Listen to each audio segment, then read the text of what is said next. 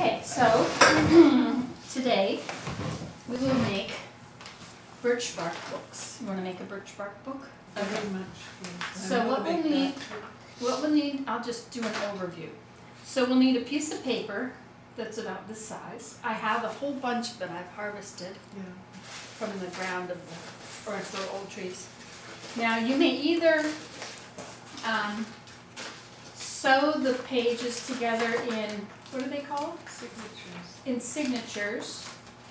Now this is all done, well this is maybe in some, no, this is all done at once. Yeah. I've just gone through the whole thing, all the pages. Or you could do each signature separately and then put them all in. But the beauty of these things, I don't know what they're called, but grommets, but they screw into each other like so. Yeah. And so what you can do, I didn't bring my hole puncher. Oh, you have one. Oh, I only brought the fine one. that's okay. So the idea then is you could punch a hole, or you could use an awl to punch a hole, and you would punch a hole in each of your pages at the same spot, and then they go in. There's two sizes of these things. Some are big and some are little. And I'll show you. So you will put one of each, the nut and bolt, I guess they are, on either side. And then, and now of course this is at the very end, is when you put this in. We have silver and we have gold colors of these. That's a great idea. And the reason that, one thing that makes using these very nice is that, here's two little ones, is that, well, they have a screw head on one side, so you can tighten them right up. And you can also undo them. So when you're done, yeah, when you're done with it, you can take them out. If, I mean, not done, but say you're using it as a drawing book, in your sketching book, and you filled it up. Well, you can take your pages out and add more pages. Mm-hmm. Yeah, it's like a photograph, these new photograph albums, and keep getting thicker and thicker. That's right. Yeah, there are two sizes, so this is the small size, but you see how much that holds. Mm-hmm. So now if you start with pieces of paper this size, you know, you can fold them and then trim them all to fit, so, you know, because the inside are going to stick out, you're not going to have a smooth edge. Or you can, you know, do it in small groups and fold them in small groups. Then they don't need to be trimmed. And then all you'd have to do is add your, you know, put them into your little binder. Now, in order to prepare your piece of stuff, now birch bark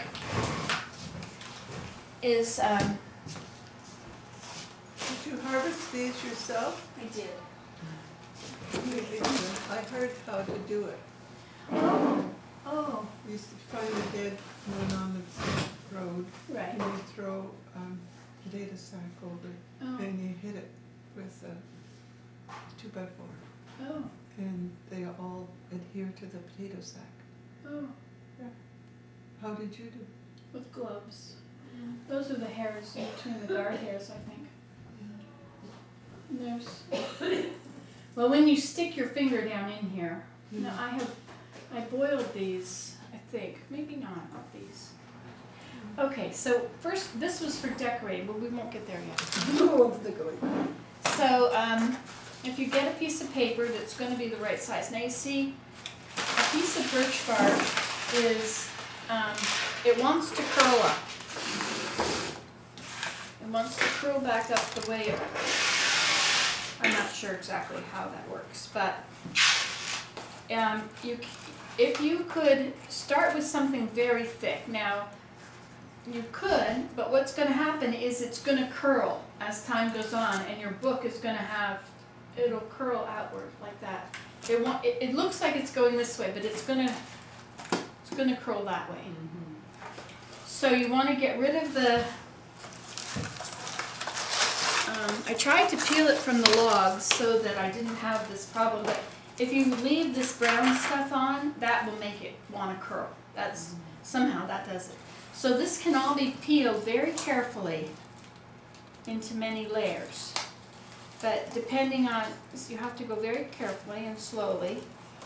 And I use a spatula sometimes. Chisel point work. Yeah, chisel. And make sure, it'll try to come off in different, to rip, so that it's not all of the same layer coming off. Yeah. But anyway, so you try and, Like mica. yeah, I guess so. Anyway, so you need to decide how thick you want your cover. See, this cover was, feel how thick that is. See, that's pretty flexible. Nice. And the inside, you see, is not, there's none of this hard stuff on it. So I used a knife. Now there's a piece of hard So stuff. is your outside on the outside? Yes. I was Yeah, thinking it you were is. gonna say that you would be folding it the other way in order to keep it from bending, but no, it looks better. The for best that. thing to do is to weight it down. When you first harvest it off of the log, Yeah. I put a big, huge, heavy thing on it, like a table. Turn it upside down or something. And then they lay flat and they get used to it. And now if they won't work the way you want them to work, like as you're, see if you can get it open, Yeah. then it's easier to just continue it. Yeah. And you can use this lighter stuff for something else. Right. And see, that can be, well actually, this very light stuff can also be peeled away from that. See, so but you have to be careful because it doesn't want to obey. You have to really work in a little area at once, you know.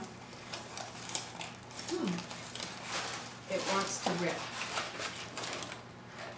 The bark that I brought is much too flimsy. Let me see how that is. Well, I've got like that. Well, now that, see, this is thick. Yeah, but it's not big enough, and this is. Right. This is, It's beautiful. Very and beautiful. then that's the other piece I have, which is quite. Right. You can have little notebooks. So you can make little books, or if you want to come over here and choose some birch bark. Now there's many, many pieces here. Put this in the other room, I'll be right back. These two are probably too big.